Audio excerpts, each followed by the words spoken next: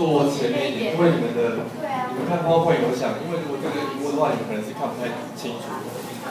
对，就是诚挚的建议各位就是往前坐一点。不会。就是如果我今天要讲的题目，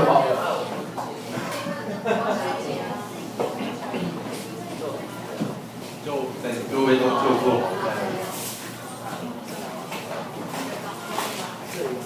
开始了。好，没问题。我拒绝他了。他今天早上跟踪我，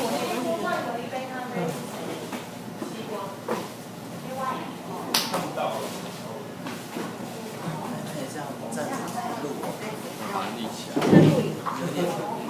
好的，因为我刚刚那个是剪头发的仪式嘛，但是大家好蛮欢乐的，但是我今天准备的题目其实没有那么欢乐。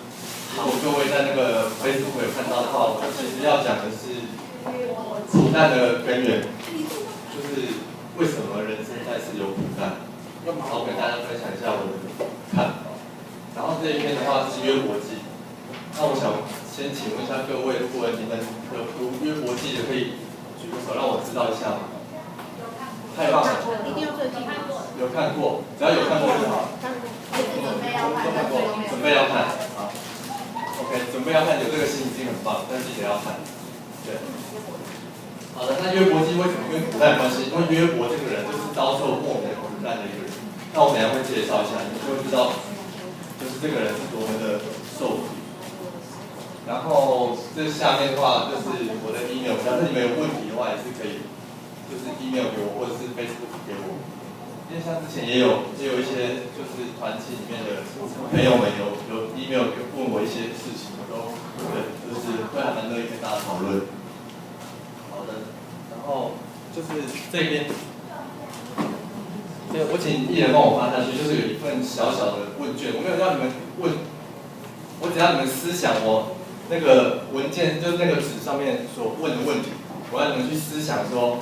这些事情你有没有想过它？那如果你没有想过的话，就请你们现在开始稍微思想一下。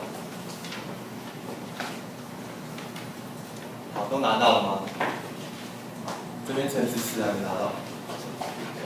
我多给你那么多是要给他等一下嘛，我走路还在发你。那多的再给我就好。多的就放这边。我有。好，那各位都有看到这个问题，对不对？为什么会讲约伯记啊？其实起源是有一次 QT 的时候有在讨论到，对，因为我个人对于别人的对准一点，对准他，就是我对于就是大家的这个就是受苦这件事其实蛮有感触，因为我自己走过的人生是就是我个人认为是充满挫折，所以对受苦这件事是还蛮有感触的，然后所以就想跟大家分享。然后就开始我们今天的那个导论这样子。这是我今天的 outline， 因为那个雷射光笔没办法秀在 LED 屏上，我就用手指。这是 outline 嘛，开始之前就是大家会问一些问题，然后简介约伯记到底是什么。我保证跟你们自己看的一定不一样，因为大部分有时候你们读经就是读，就是只是读，你把那个字读了，但是你不晓得他讲什么。只是读，然后就是今天的默默完成，就是读，但实际上是不太好，就是要去思想，所以我会是读一段经节，给一个讨论，然后给一些问题，然后大家思想，到最后我会给答案，然后再来是最后都讨论完之后，我们就会探讨真正苦难的根源是什么，然后再最后是 Q&A。那我想要再问一个比较有趣的问题，你们有没有自认自己人生到目前为止非常顺遂？就是从来交女朋友啊，交男朋友就是一次就成功啊，考试都考第一啊，工作一定都是最好，然后钱也赚了不少，这样有没有？还是都自认自己其实也是受过不少挫折 ？Hello。拜哥。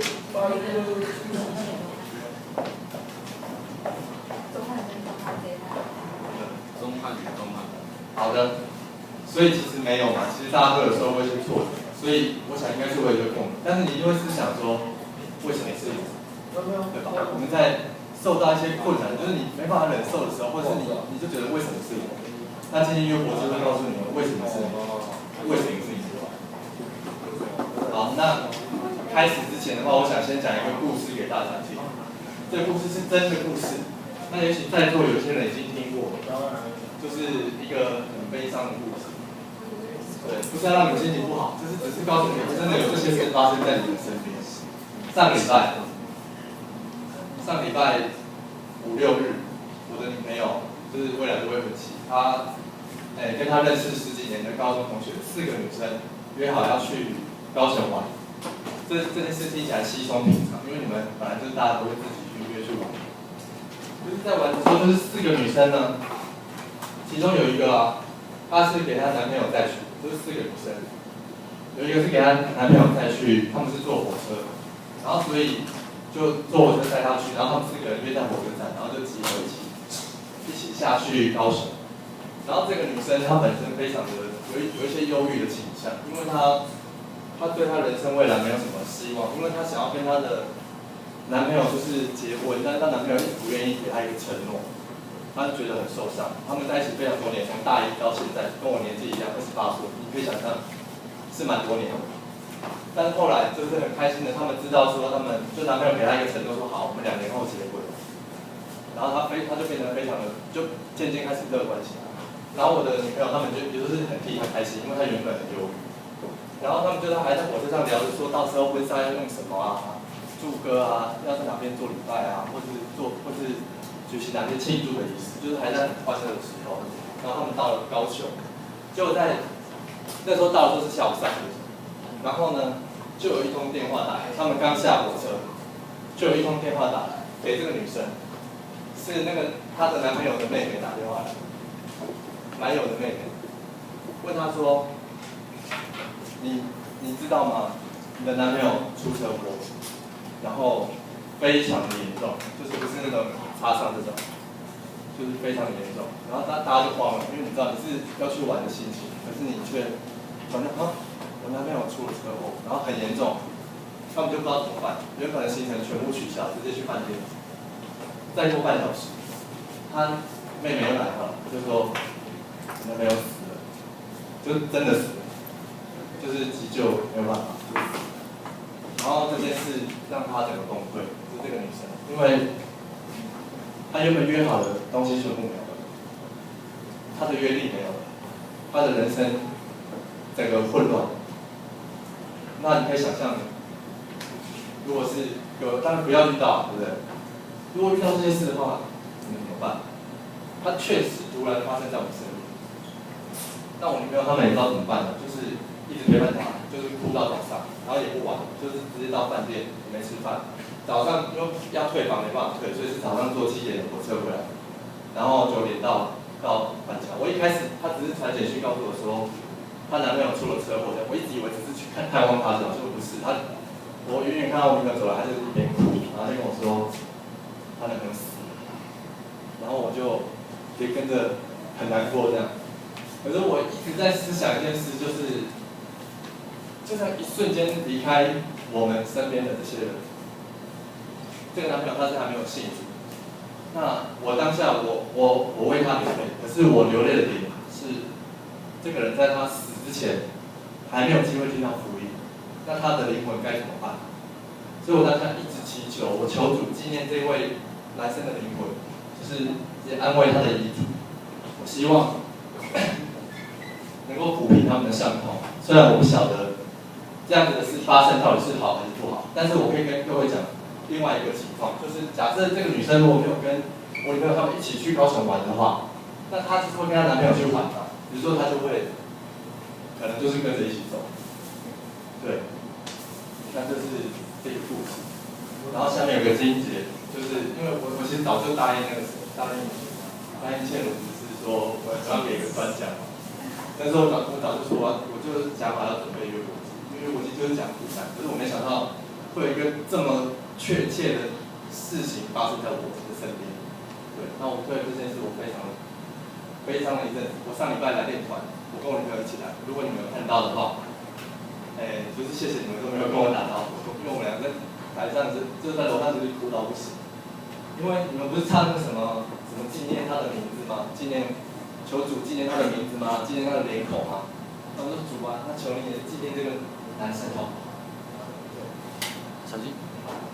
然后这边是一个经节，是雅各书的，他在呼应这个故事，就是他说，我念给你们听就好。他说你们有话说，说什么呢？说今天、明天我要往某一个城市里面去那里住1年，然后呢去做买卖来获利。可是其实明天会发生什么事情，你们并不知道。你们的生命是什么呢？你们原来不过是一片云雾，出现少时就不见了。这是雅各书13章14节，这是在就是几千年前写的嘛，对不对？那你们可以看看这个几千年前写的道理，为什么到现在还适用？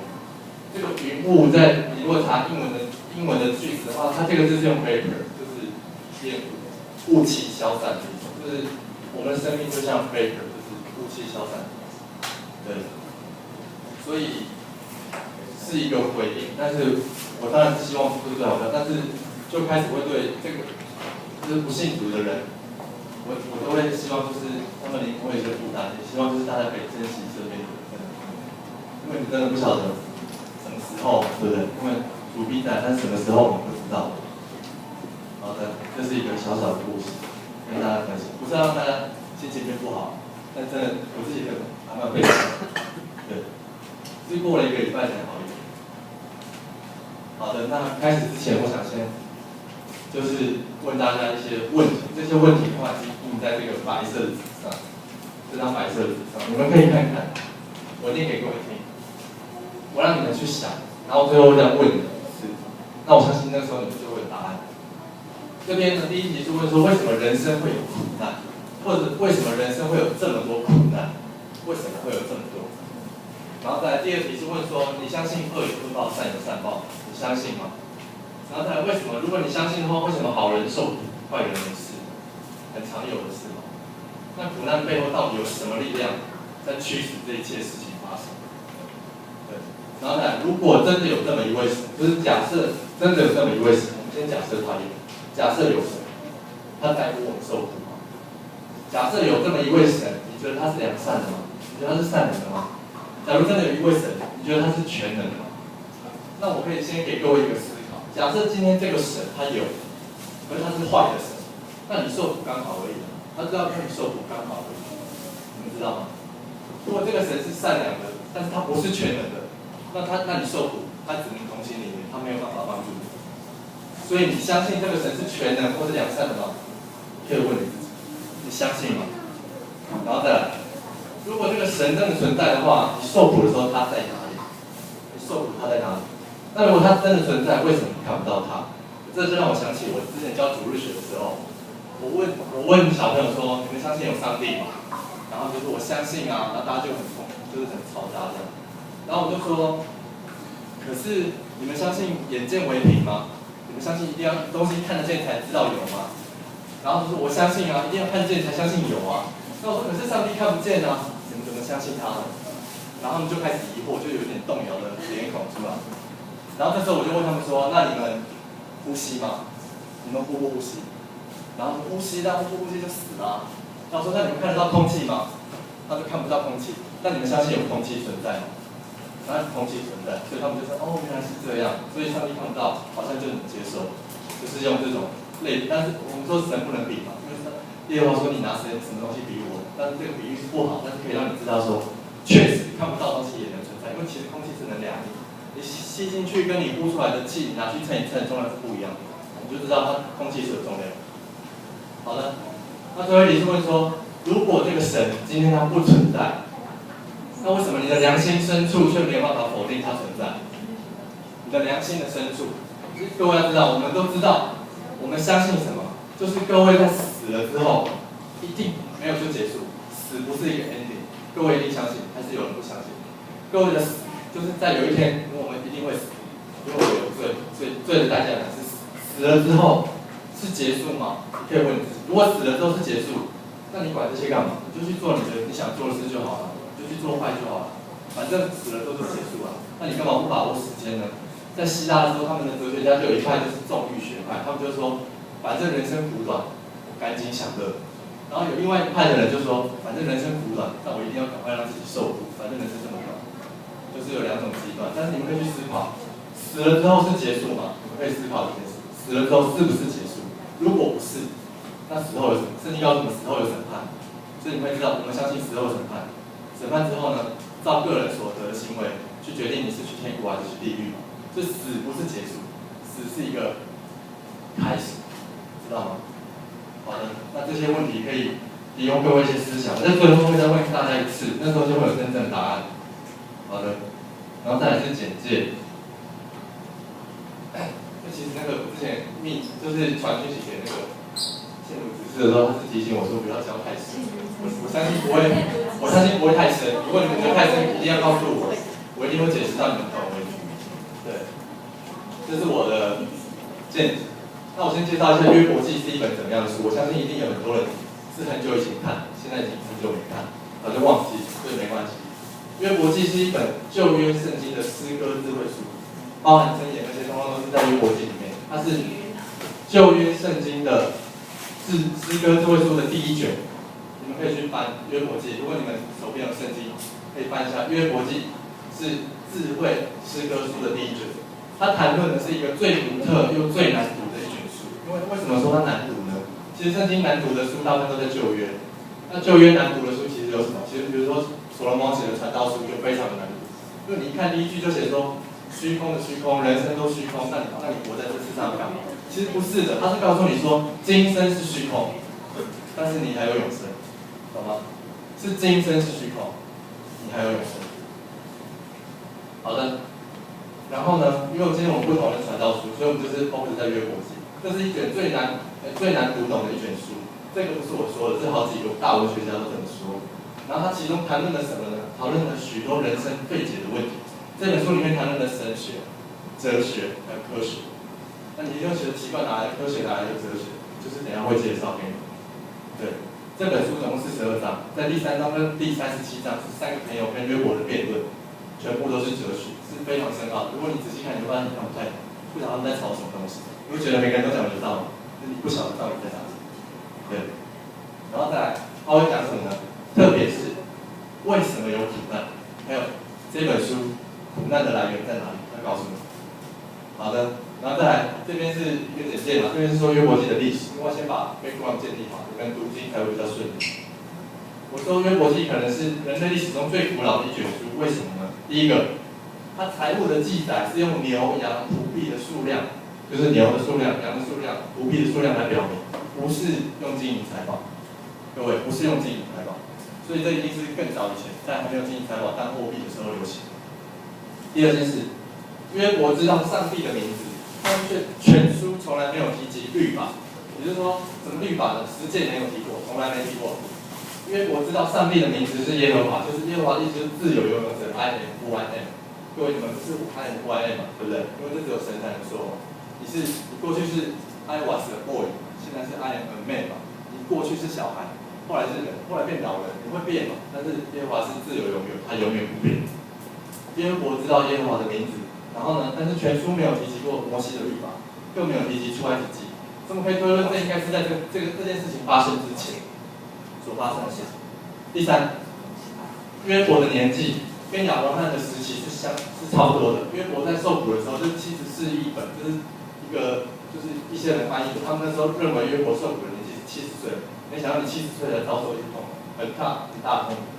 受苦之后又活了140岁，那你对照亚伯拉罕那时候活的是175岁，以上是亚伯拉罕的儿子，那时候活180岁，可以推论说这些人差不多活的岁数是差不多的，所以可以推论他们的时期是差不多在这个时期。所以呢，最后推论的结果大概是什么时候？就是估计约伯这个人大概是生活在那个西元前2000到1800年之间。西元前就是耶稣降生之前2000年所发生的事情。再来，问题是什么呢？是谁写的约伯记？这件事是不清楚的，到目前为止没有人知道。有的人认为是摩西，因为摩西在旷野牧羊很多年，有人推论说那个地方离约伯住的地方很近，所以他可以知道一些消息，所以他把它写下来。也有人认为是约伯本人自己写的。对，因为你们如果仔细去读经，约伯有跟上帝吵说，我愿意把这一切争吵的事情都记录下来，愿意成为后代的证据。他有提到这句话，所以也有可能有人推论是约伯写，或者是以利户这个是一个年轻人，他也参与了约伯的辩论。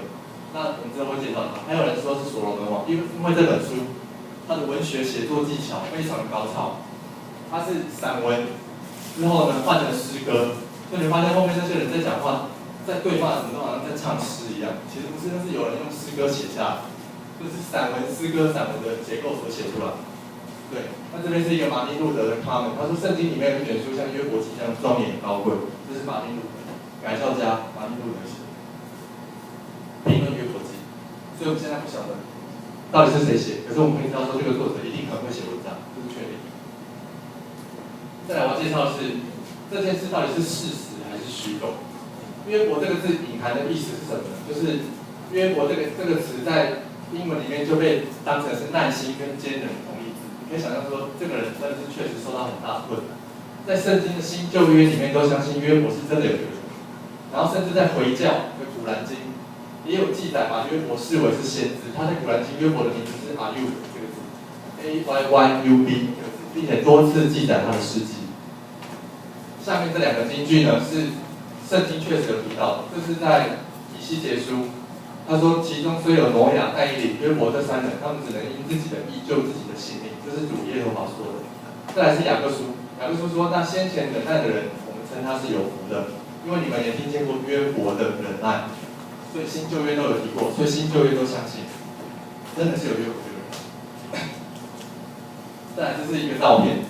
这边是约伯的神庙，这是在阿拉伯拍照的，这是那个维基百科，我把它截录下来。你们如果查中文查不到，这是英文版才有放照，因为英文版的那个资料比较丰富一点，所以你们鼓励各位可以多使用英文版。如果你们还在念书的话，多使用英文版查询资料。这个的话是一个约伯的墓，我不确定这个到底是不是真的是约伯的墓，但是它确实是约伯的墓，它就叫做 The Tomb of Job， 然后是在一个叫做 Oman 的地方。在中东欧盟的地方，这是约伯的一个墓。对，这个约伯不是那个贾伯斯的那个贾伯斯他多一个 S， 你知道吗 ？Steve Jobs 他是多的，约伯多一个 S。好，那这是约伯没有 S。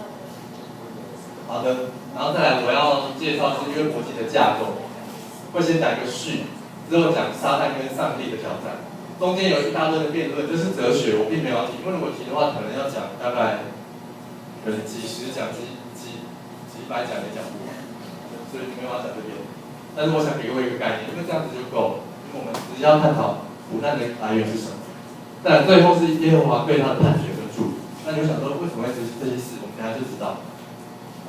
所以，我们现在要开始读经。那我们先做个祷告。那请大家低头。亲爱的天父，我们感谢你，让我们聚集在这里，聆听你的话语。求你将你神的道光照在我们每个人的心，求你开我们的耳朵，让我能够明白你的话语里面所隐藏的旨意，以及所显明的旨意到底是什么。这样子的一切都是求主耶稣基督的圣名来求的，阿门。好的，现在我们开始读经。这是第1章，叫做完全人的约伯。我没有把经节放在上面，因为就是为了让故事顺利。我念给各位听。他说，乌斯地有一个人名叫约伯，那人完全，第一件事完全正直，敬畏神，远离恶事。各位注意，这个完全正直不是完全正直，是完全 and 正直 ，OK， 完全，所以他是完全人，他是正直人，他是敬畏神的人，他是远离恶事的人。他有5个特色，所以他生了7个儿子，3个女儿。那他家产有多少？我们来算一下。他有羊有7000只，骆驼3000只，牛500对，母驴500个，还有很多许多的奴婢来管理这些东西。我让各位很难想象，所以我画了一张图，这是几千只羊的画面。所以你可以想象他要到底要多大的土地才有办法去，你知道，hold 住他的家产，你知道吗？这应该不到7000只羊。这是2004年国家地理频道摄影下来的羊群的照片，是这样。所以圣经说，这人在东方人中就为至大。如果各位去看现代中文译本，他是说这人在东方人中就为首富，就是他是最有钱的，一定的，那么多还不有钱，对不对？好，所以各位要记得的是什么呢？约伯这个人完全正直、敬畏神、远离恶事，他是个十全十美的人。OK， 然后再来。就发生了一件很神奇的事情。有一天，这个有一天是指哪一天不晓得，反正有一天，神的众子来侍立在耶和华面前，撒旦也来其中。各位，神的众子来侍立在耶和华面前，撒旦也来其中。有的人说这个神的众子是天使，但是你看到约伯记特别提的是撒旦也来其中，所以代表撒旦也是神的众子的一位。可是你们会想说，耶稣去哪了？会吗？当你看到这句话的时候，神的众子来侍立在耶和华面前，撒旦也来其中，耶稣去哪了？神的独生子去哪里了？可以思考一下。耶稣是神的独生子嘛？他去哪里？为什么是特别提撒旦？而且这时候耶和华竟然问了撒旦一句话说：“你从哪里来？”各位，这也是我们想问的吧？到底撒旦是从哪里来？上帝帮我们问：“你从哪里来？”结果撒旦回答他什么？我从地上走来走去，往返而来。各位，在新约的时候，彼得前书也提过，务要警醒，因为你们的仇敌魔鬼如同吼叫的狮子，在遍地游行，要寻找可吞吃的人。所以他确实是在地上徘徊来徘徊去。撒旦从哪里来？就在地上徘徊来徘徊去，寻找可吞吃的人。这是有一天。这时候耶和华问撒旦：“你有没有用心查看我的仆人约伯？你有没有用心查看？”他说：“地上再也没有人像他完全正直、敬畏神、远离恶事。”比如说，耶和华夸奖约伯说：“这个人这么棒，看看你有没有仔细看，他真的是这么棒。”结果撒旦回答耶和华说：“你以为约伯敬畏你是无缘无故的吗？”这边打点点点代表还有一堆话，所以我不打。约伯敬畏你是无缘无故的吗？你试试看，你伸手毁掉他一切所有，他一定当面弃掉，不信你。什么意思？就是他所有的东西全部把它打击掉，试试看，他是不是当面就不信你，不再信耶和华？各位，在启示录的时候，他有提到撒旦在做什么工作？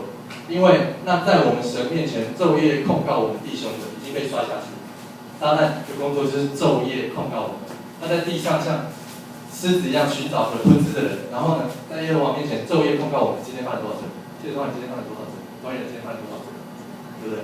各位，你们每天犯了多少罪？他昼夜控告我们，所以呢，他认为我们人敬畏神呢，是哪是无缘无故的，是有缘有故。好的，那我要请各位来思想一下，如果你是上帝，如果今天你是上帝，你面对撒旦对于约伯的控告，你会怎么处置？我没有要告诉大家答案，但你们可以在心里思想。如果你今天是上帝，你会对一个对你这么棒的仆人做出什么样的事？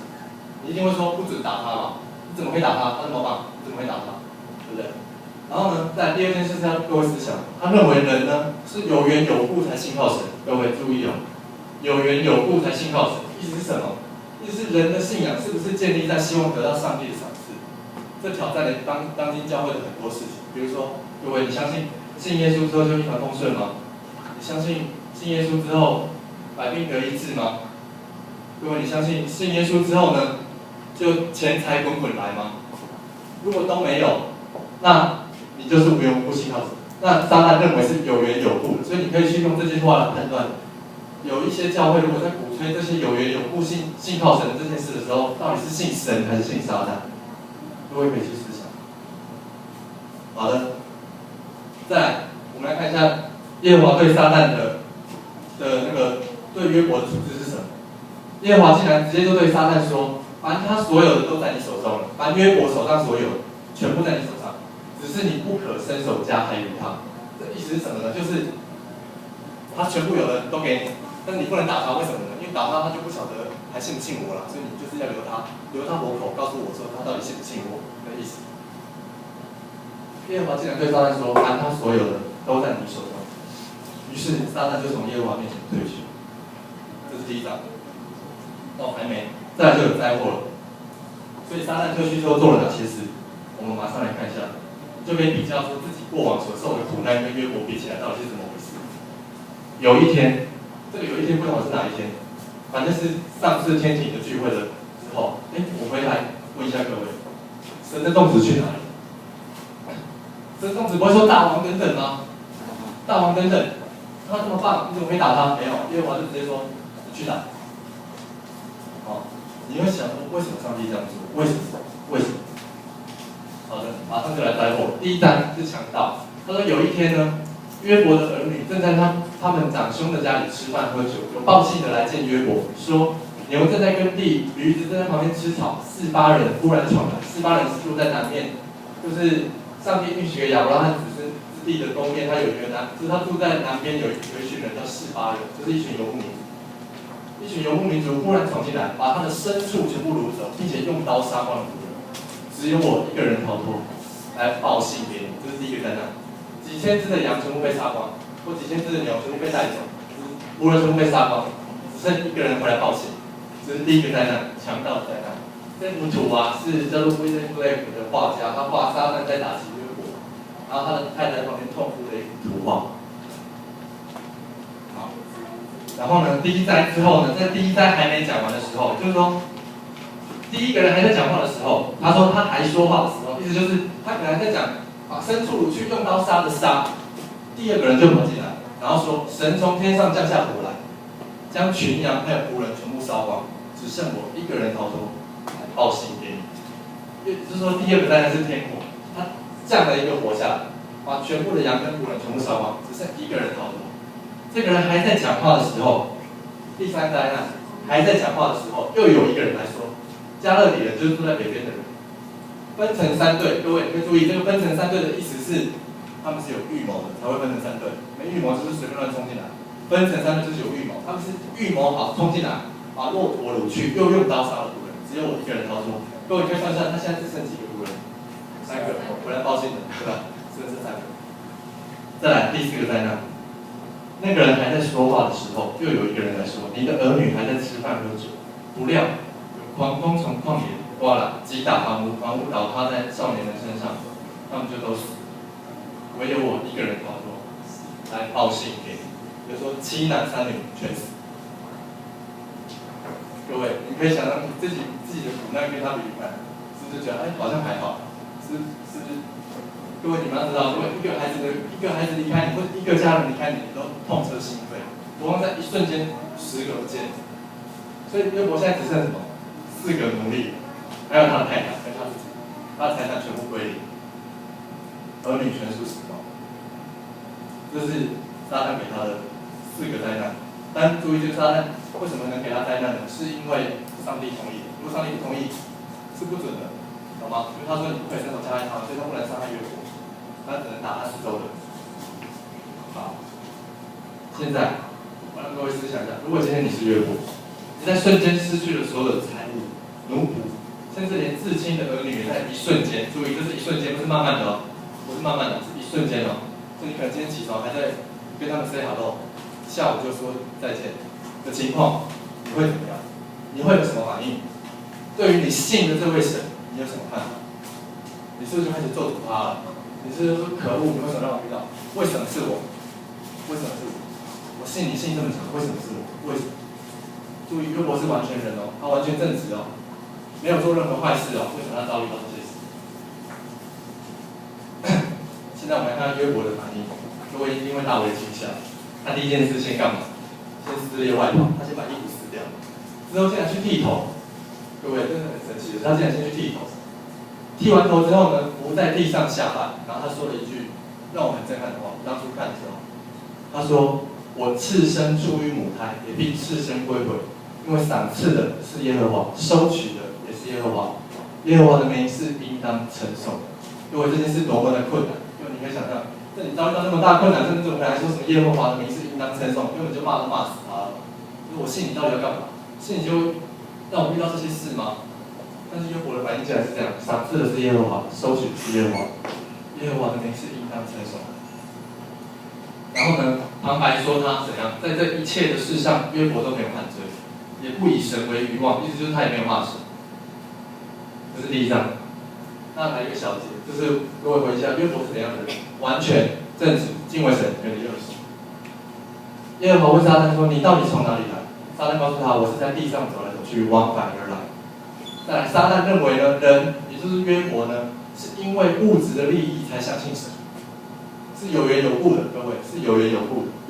再来，他遭遇了4次灾难，有2次强盗，1次天火，1次暴风。他的代价付出了是什么？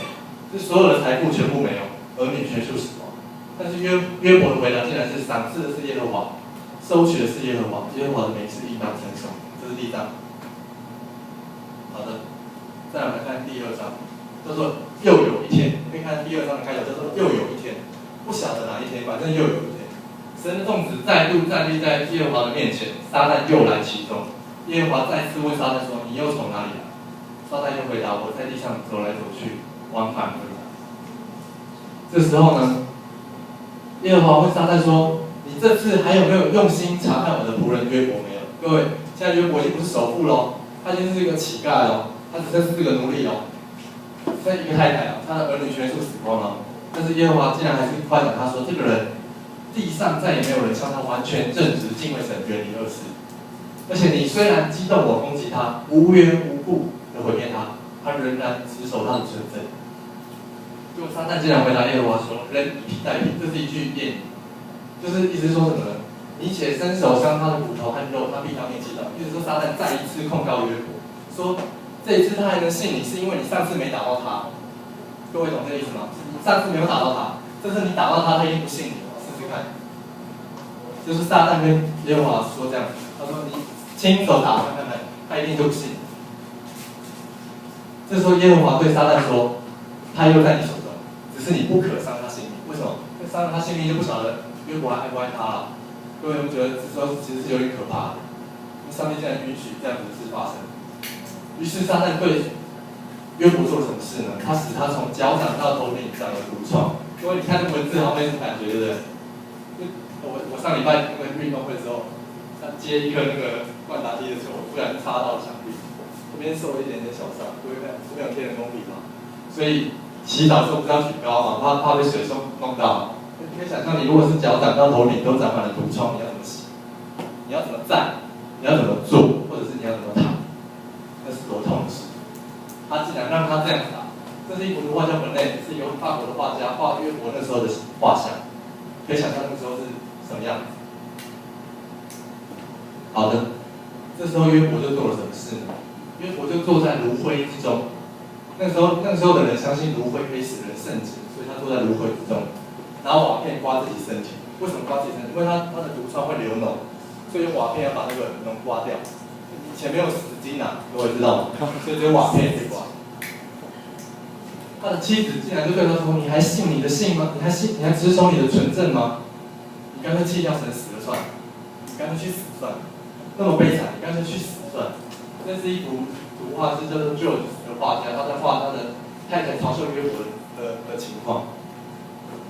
可是约伯回答他太太什么？约伯却对他的太太说：“你说话像个愚顽的妇人，难道我们从神手里得福，也不应当收获吗？”这件事也在挑战我。你怎么好意思只跟神要福气，却不愿意接受灾祸呢？我们是不是拼命的跟神说：“神啊，求你应允我所求的事。”那你怎么不应允神所希望你做的事？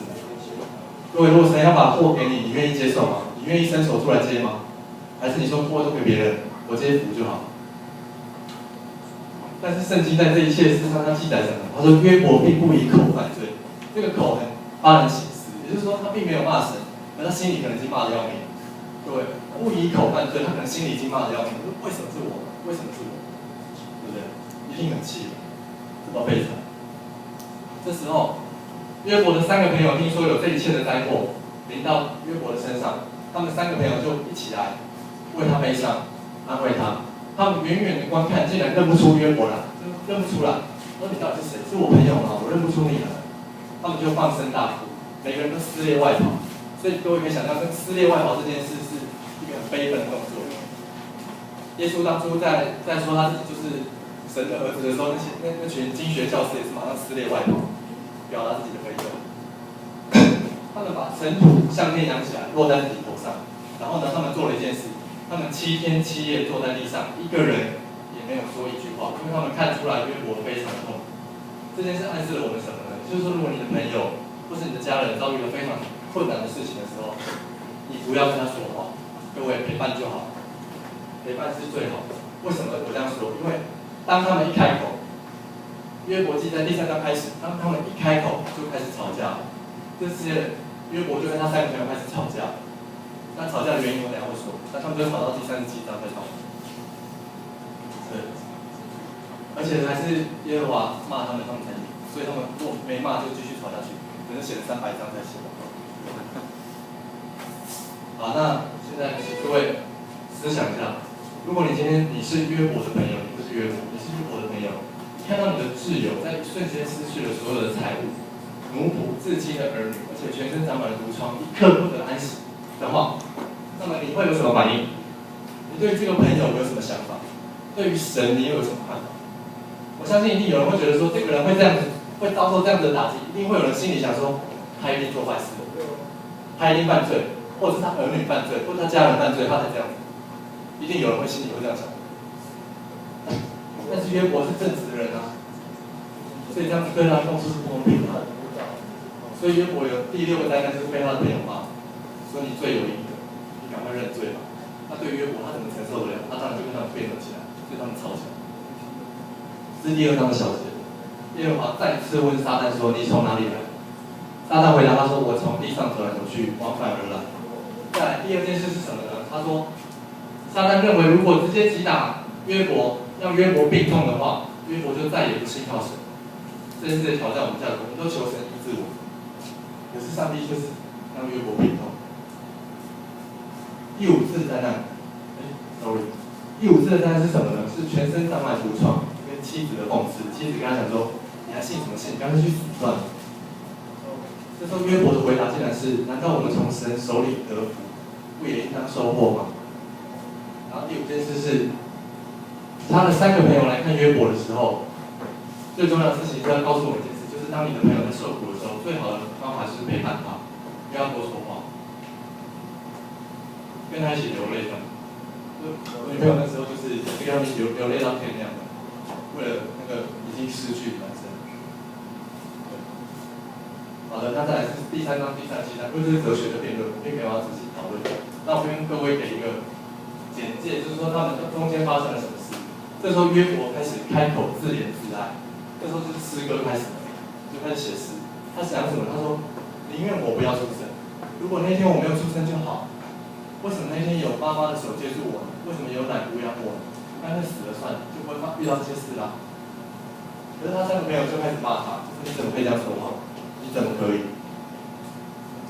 约伯的3个朋友都强调一件事，就是他一定是犯了罪，各位一定犯了罪才会被打击。他们3个人都强调恶有恶报，善有善报，而且还要求约伯认罪悔改。如果今天你是约伯，你就觉得更加痛。你是我的好朋友，你为什么不相信我？你为什么不相信？所以约伯就说什么呢？他认为自己是正义的，所以他决定要辩论到底，他要跟上帝面对面对质，他要求上帝跟他伸冤。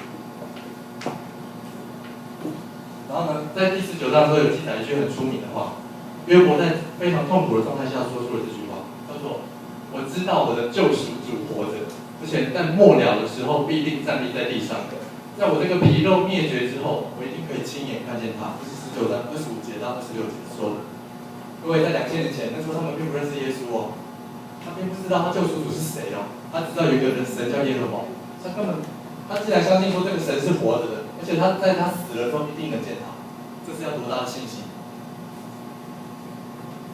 所以呢，我要让各位思想的是这件事：约伯遭受困难，遭受这些可怕的灾难，到底是不是真的像他3个朋友说的是恶有恶报呢，还是另有隐情？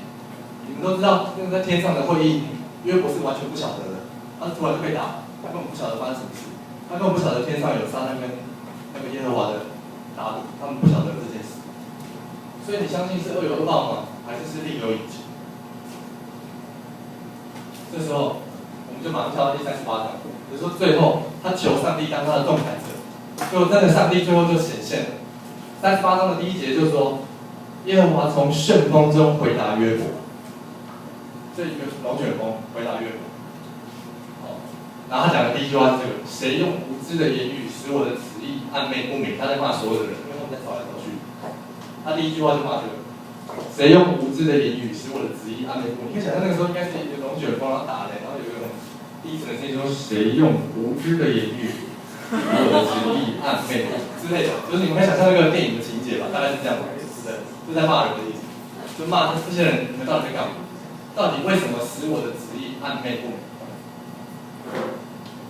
他说什么？现在你要如勇士束腰，我问你，可以指示我。他讲什么？就是说约伯，勇士束腰的意思就是你给我穿上战甲，我们来打。你来跟我辩论看看。耶和华挑战约伯说：你来跟我辩论看看，我问你，你来教我，你教我看看。各位，这边有一个罗马书12章2节，他讲的是什么？什么叫做神的旨意？谁用无知的言语使我的旨意他们不明？在罗马书12章2节记载，神的旨意是什么？神的旨意是神的善良、纯全和喜悦的旨意。你会想说，苦难哪里善良、纯全？最后就有他善良的地方，最后就有他完美的地方。虽然你当下经历苦难，你痛苦的要命，但最后的结果是好的，因为神是赐平安的神，他不是降灾祸的神。好，现在耶和华对约伯挑战，他说：“你给我穿上战甲，如勇士束腰。现在我问你，你来教教我。”他竟然连续问了一大堆问题。各位，你如果仔细去看，他问了一大堆的问题，他问了一大堆自然科学的问题。他在第38章的时候，第一句就问说大地的根基的疑问。他问什么？约伯，你今天已经活到70岁了，你也不算是小孩子啊，你活了这么久，我创造大地的时候，你人在哪里？你可以教我吗？我人在哪里？在海水冲出的时候，是谁把它关起来的？在你懂光吗？你曾经到深渊的隐秘处行走过吗？死亡的门你看过吗？光明住在哪里呢？黑暗的本位就在哪里？38章的前半段，耶和华在质问约伯说：“你到底懂不懂自然科学？”我可以跟各位讲这些问题，我到现在也不会，我到现在也答不出来，我到现在也答不出来，没有一题会。各位要相信那个科学，其实科学只是一种意见，它在几千年后就，可能几百年后、几十年后就被推翻。曾经牛顿力学统治了整个世界，但是到量子的世界，各位可能不太清楚。到了可能微小的尺度的时候，牛顿力学就失效，就是你们以前学的 F 等于 ma 就失效，所以是一再的就是被推翻。科学只是一种意见，它不是事实。好的，再来耶和华继续质问约伯：你有进去过雪的仓库吗？你有进去过冰雹的仓库吗？东风从哪里分散呢？谁为雨水分道路呢？谁为雷电开路呢？谁让青草长出来呢？下雨有父亲吗？露水是谁生的呢？天上的霜是谁生的？之后又问约伯说：你懂不懂天文学？就是自然科学问完问天文学。他问什么？你懂北斗星吗？你懂天空的星吗？你懂这些？你可以按时理出这些星星吗？你知道天的定律吗？你知道地归在天的权力之下吗？再来又问约伯：你懂不懂智慧？在中间的辩论，如果你们仔细去看他们3个人的辩论的时候，他们有说人啊，在这个世界上拼命的去挖矿，你可以挖出黄金，可以挖出钻石，可以挖出玛瑙，可是谁能挖出智慧？他们在讨论这件事。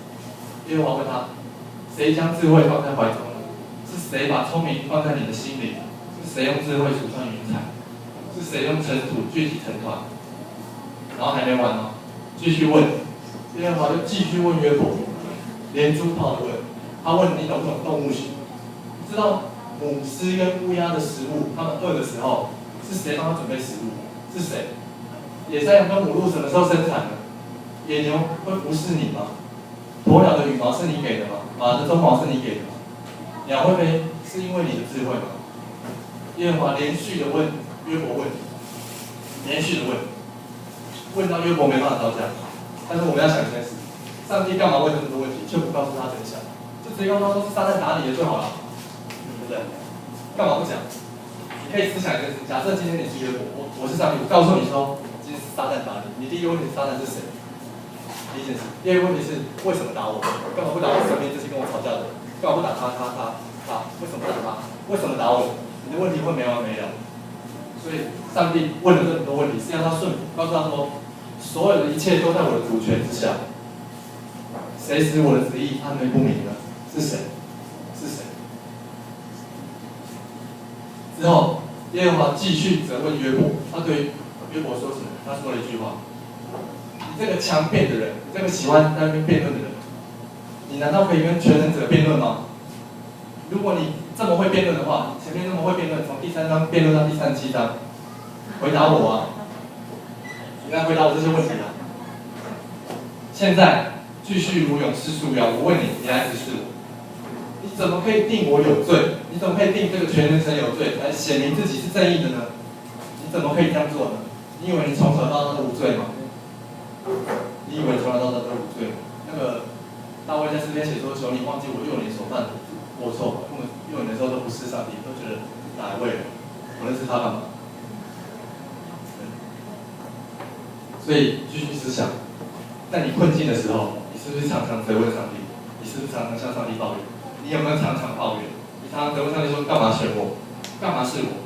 为什么是我接这个 case？ 为什么这个学生这么难搞？或是这个工作这么困难？为什么感情这么不顺？为什么是我？你有没有常常向上帝抱怨？谁使我的旨意暗昧不明？请各位记住这句话，这是耶和华说：谁使我的旨意暗昧不明？所以各位，你可以思想，信耶稣之后，你的人生一帆风顺了吗？还是应该背十字架跟随他？这边马太福音是说，如果你不背着十字架跟从他的，你是不配当他门徒。所以他告诉你什么？在世上是有苦难，但是他已经帮你胜过这世界。继续，耶和华继续骂约伯，他骂不停，他骂到第42章才骂。他说：“你有神的膀臂吗？你能像神一样发雷声吗？你能有荣耀庄严为装饰吗？你能够看到一切骄傲的人就把他踩扁吗？如果你可以这样子，我就认为你右手能够救你自己。就是没有，约伯救不了。所以再让各位思想，你或者是人的本分到底是什么？各位，你们的本分到底是什么？你们是应该积极努力的去做你们应该要做的事情。神放种子在你们心里。我在3月的时候介绍控制人生的时候，如果在场有听过，应该知道。神放了一个小小的种子在各位心里，让你们去追求。你的本分是什么？再来，当你遭遇极大的苦难的时候，请记得，上帝依然掌权，他永远掌权。而且呢，你遭遇苦难的时候，绝不代表上帝离弃，因为上帝其实全程从头到尾听了第3章、第37章他们的辩论，他从头到尾在他们旁边，是他不知道而已。再来是上帝的主权跟预定，讲一样的事情，就是上帝有绝对的主权，他在万古之前预定了各位成为得救的一份子。对，这是恩典。你会说，有人会觉得说不公平，其实不是的，因为如果我们这些没有被选上的人，如果他是没有被选上的，他得到的就是上帝的公义。那我们被拣选的，就是得到了上帝的怜悯。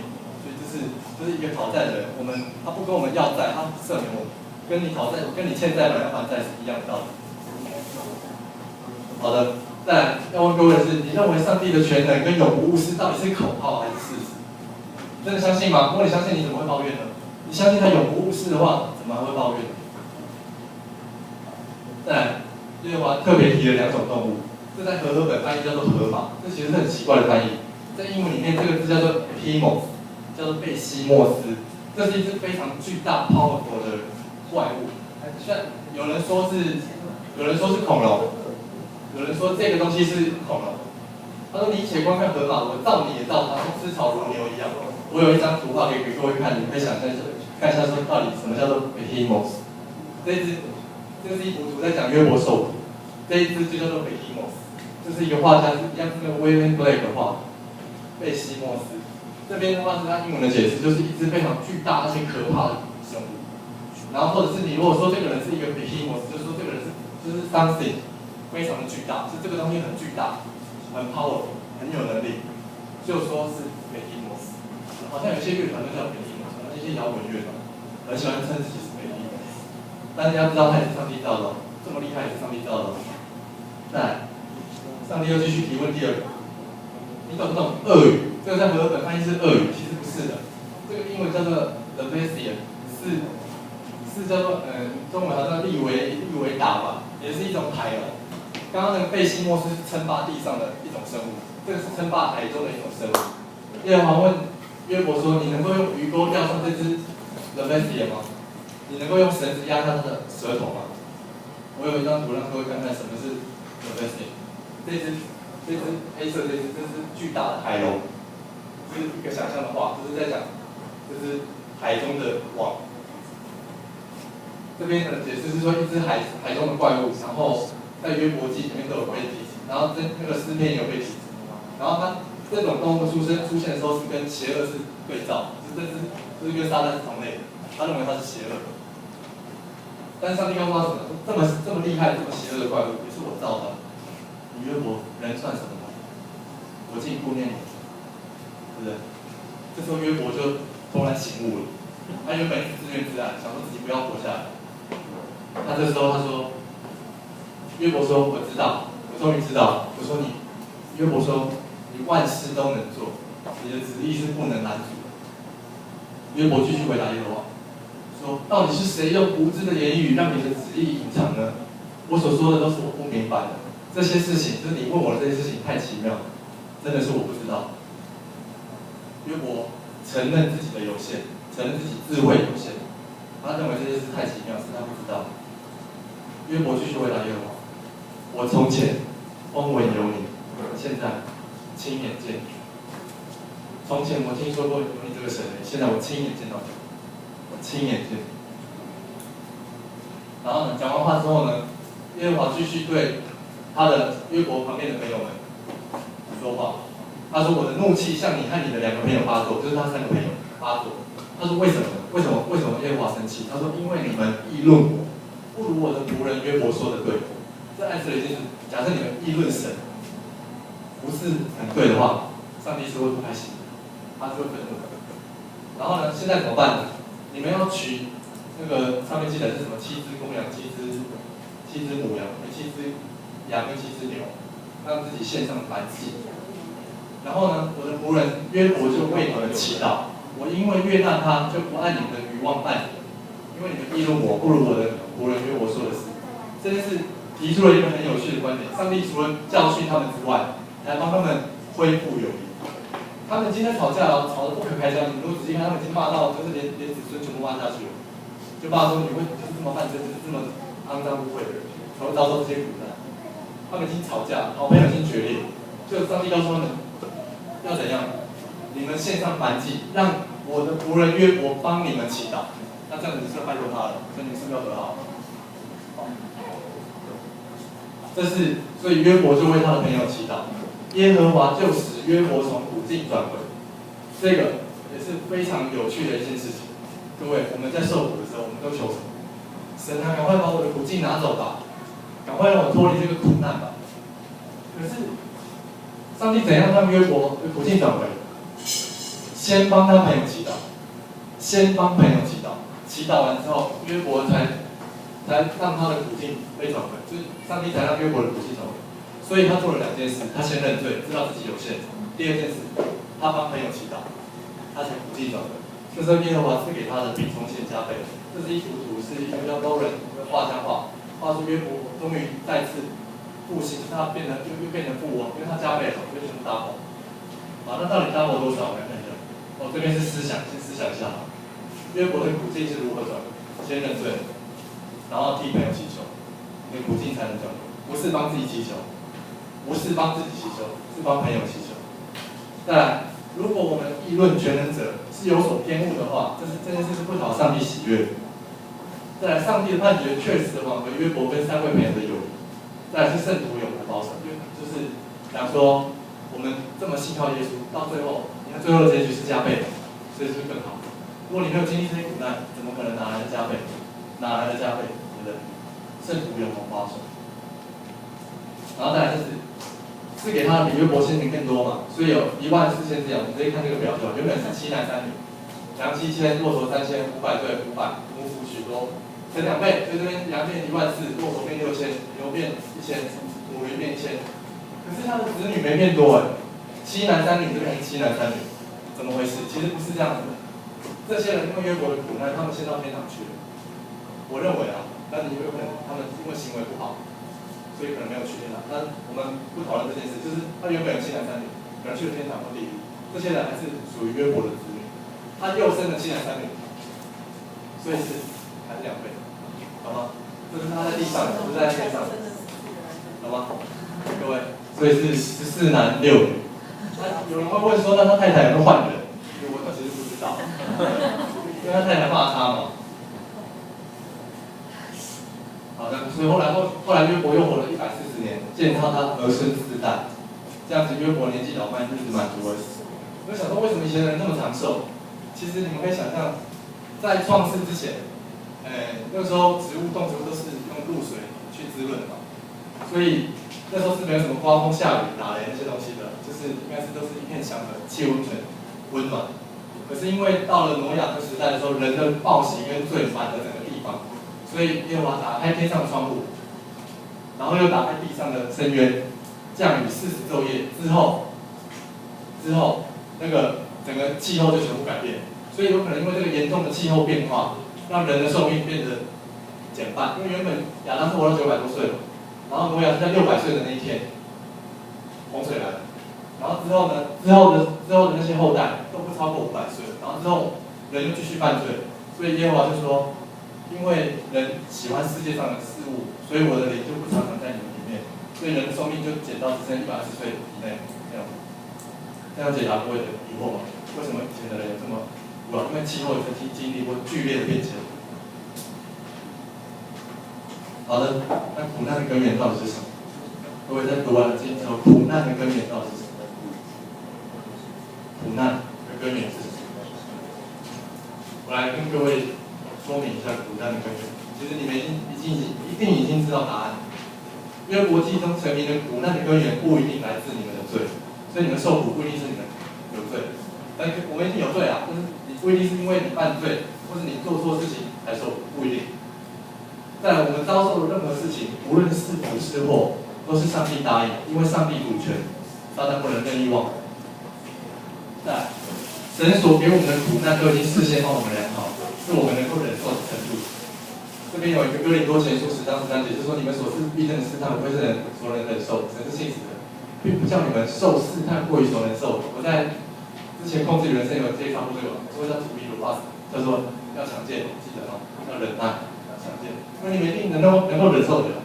就像上帝认为约伯能够忍受那4个灾难才给他的，我们受不了，所以我们没有写出什么中汉期之类的东西。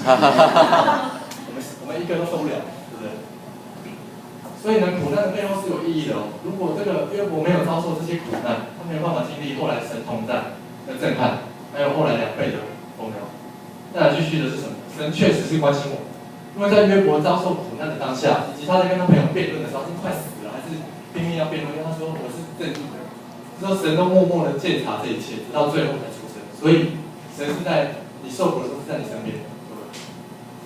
虽然灾祸什么时候来的时候我们不晓得，可是你们心里不用惊慌，因为神的意念是赐平安的意念，不是降灾祸的意念。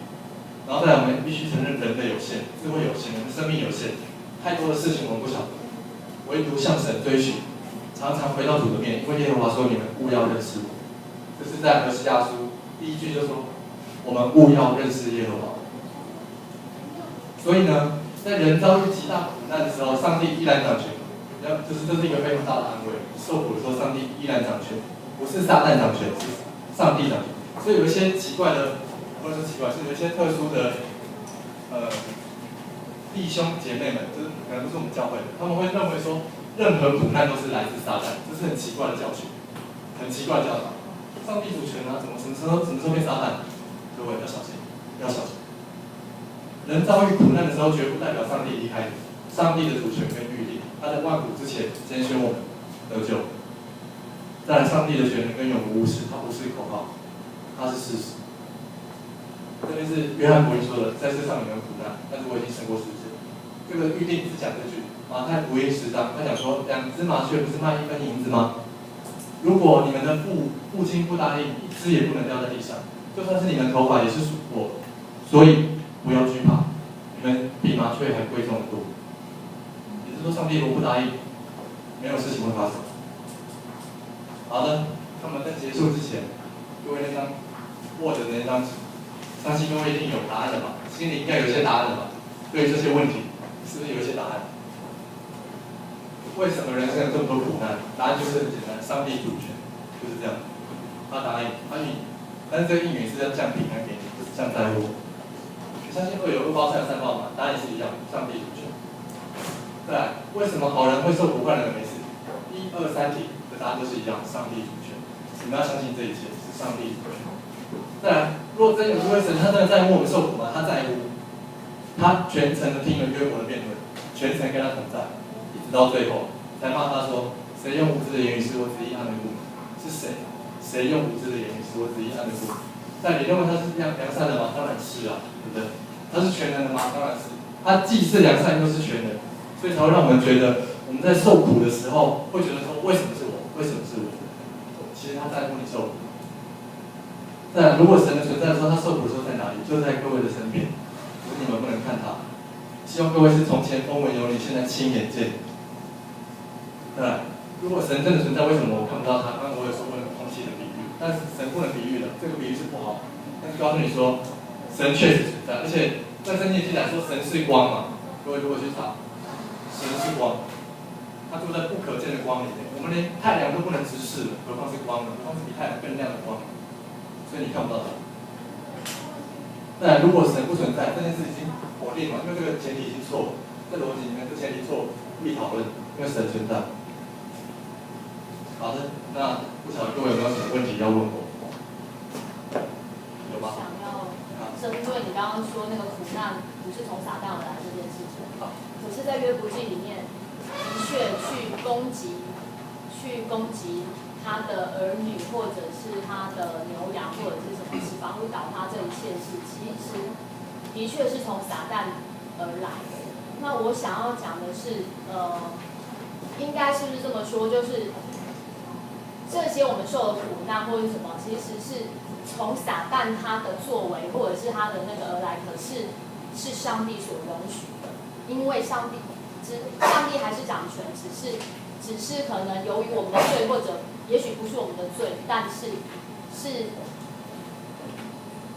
他容许让我们经历这些，然后可是那个却是从撒旦来，因为神他要赐给我们的是平安，他其实不会故意要我们去得到这些灾祸，可是他容许撒旦在我们身上做这些事情，因为他要从这当中也让我们得到一些东西。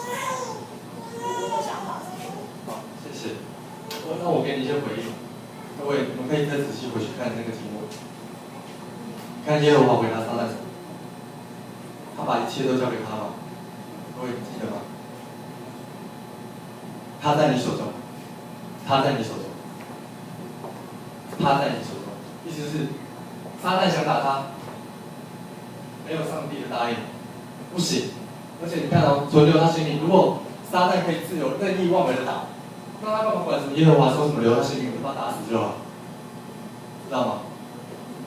要存留他心，就是所谓撒旦的作为，全部都在上帝主权的限制之下，他限制了这一切，然后把我们能够忍受的部分给你，这样，我们能够忍受的部分给我们，这样子，对。然后至于你说的是撒旦打，这是不一定的。上帝降灾祸的事情，在圣经旧约跟新约无数次的记载。上帝降灾祸给谁？上帝降灾祸在耶路撒冷。上帝降灾祸给谁？上帝激动大卫，让大卫数点那个他的以色列的百姓，然后结果灭命的天使就来，3天的饥荒，3天之内死了7万人。这是谁做的呢？灭命的天使是撒旦吗？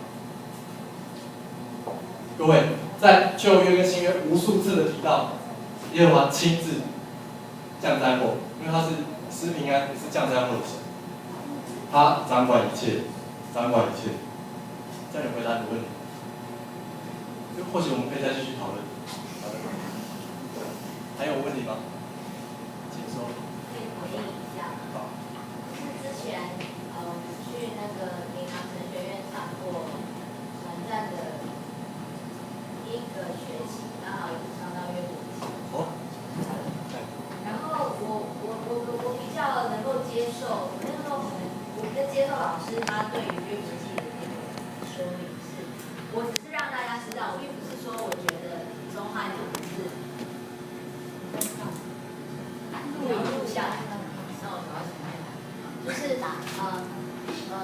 约伯的确有这样的一个人，但是约伯记他不是，我能够认同这样的东西，就是约伯记他不是约伯写的，也不是针对约伯写出他很写实的东西，乃是后来的人把约伯的故事写成一个教化的，好像是一出戏剧。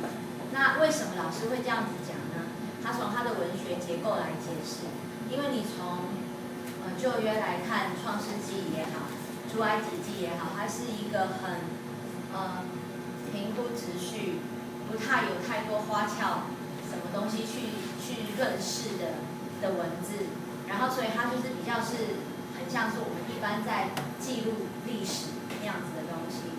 可是约伯记它不一样，它的文字是比较有去装饰过的。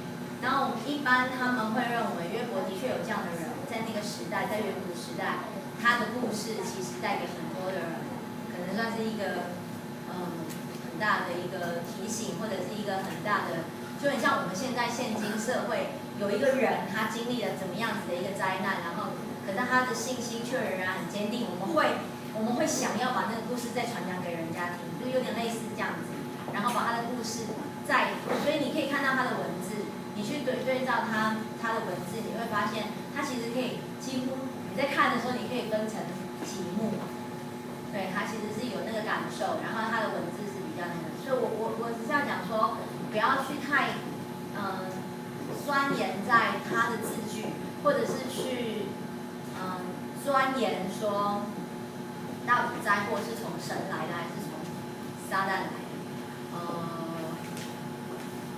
我觉得看约伯记要看到它里面想要呈现出来的，就是我们在面对苦难的时候，不管那个苦难是从撒旦来还是从神来，就是在面对这样的苦难的时候，我们可以有不一样的选择，就是我们可以有不一样的看见，可能要超越那个苦难的本身，看到更深刻的生命的东西。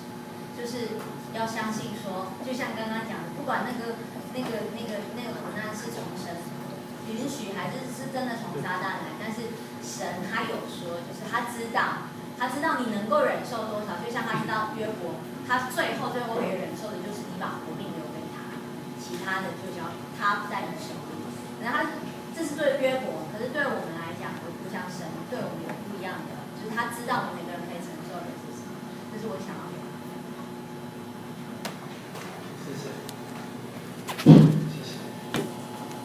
我再回应一下刚刚的问题，就是有一些，其实各位我不晓得各位有没有就是去看一下神学这种东西，可能大家都不太有兴趣，可能连读经都觉得很累。因为我自己我有报告过嘛，我研究科学，所以我有一些研究神学，我自己念的啦，对。